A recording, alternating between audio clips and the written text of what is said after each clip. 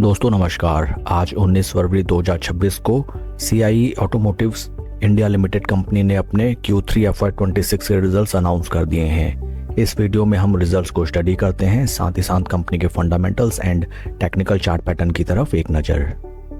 These are the consolidated basis results for December quarter and auto ancillary sector की listed company है and total revenue for the quarter निकल के आया है 2416.8 करोड़, जो कि पास्ट क्वार्टर में था 2391 crore and in last year for the same quarter it was 2143.5 crore. Total income में हमें क्वार्टर ऑन क्वार्टर 1.08% की इंक्रीमेंट, जबकि वाई ऑन वाई बेसिस में 12.75% की इंक्रीमेंट नजर आती है। टोटल एक्सपेंसेस निकल के आए हैं 2162.5 करोड़, जो कि पास्ट क्वार्टर में थे 2108.7 crore and in last year for the same quarter it was 1909 crore. Total expenses में क्वार्टर ऑन क्वार्टर 2.55% की इंक्रीमेंट, जबकि वाई ऑन वाई बेसिस में 13.27% की इंक्रीमेंट कंपनी के टोटल एक्सपेंसेस में नज़र आती है। एंड पैट फिगर्स निकल के आए हैं 200.79 करोड़, जो कि पास्ट क्वार्टर में थे 213.16 crore and in last year for the same quarter it was 179 crore. PAT figures में क्वार्टर ऑन क्वार्टर 5.80% का डी ग्रोथ, जबकि वाई ऑन वाई बेसिस में 12.16% की इंक्रीमेंट नजर आती है। EPS निकल के आया है फॉर द क्वार्टर 5 रुपये 38 पैसा, जो कि पास्ट क्वार्टर में था 5 रुपये 64 पैसा and in last year for the same quarter it was 4 रुपये 88 पैसे।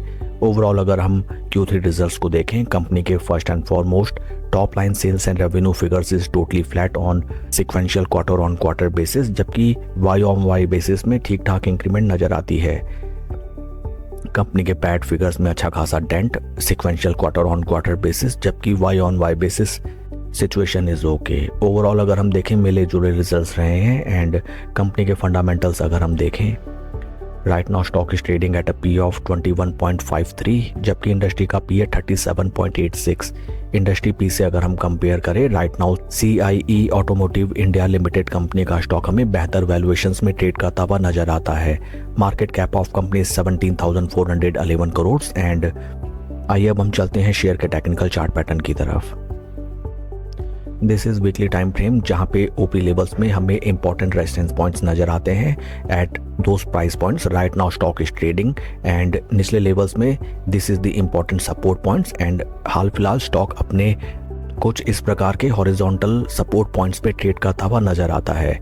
इन case stock in price levels पे थोड़ा टाइम कंसोलिडेशन के साथ ऊपर की तरफ ब्रीच आउट करे, देन इस स्टॉक में हमें जबरदस्त returns within short to mid term generate होते हुए नजर आ सकते हैं।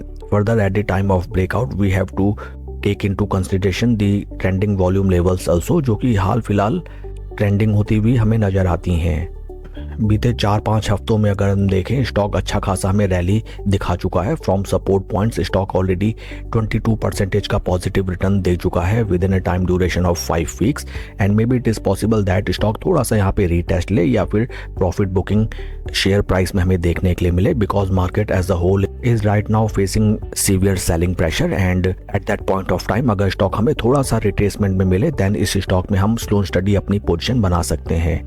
शेयर के परफॉर्मेंस को अगर हम कंपेयर करें विद निफ्टी 50, यहाँ पे भी हमें नजर आता है दैट स्टॉक अपने जीरो लेवल्स के ऊपर ब्रीच आउट करके ट्रेड करने लगा है।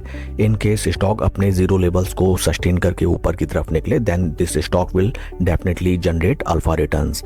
Just a few things that you have to take into consideration that within a shorter duration of time stock हमें अच्छा खासा रैली दिखा चुका है एंड कोई भी रिट्रेसमेंट या फिर ग्रेजुअल मार्केट फॉल में इस स्टॉक में स्लो एंड स्टडी पोजीशन बना के हम शॉर्ट टू मिड टर्म में बढ़िया रिटर्न्स जनरेट कर सकते हैं। That's all for the video friends. God bless and see you always at the top. Thank you.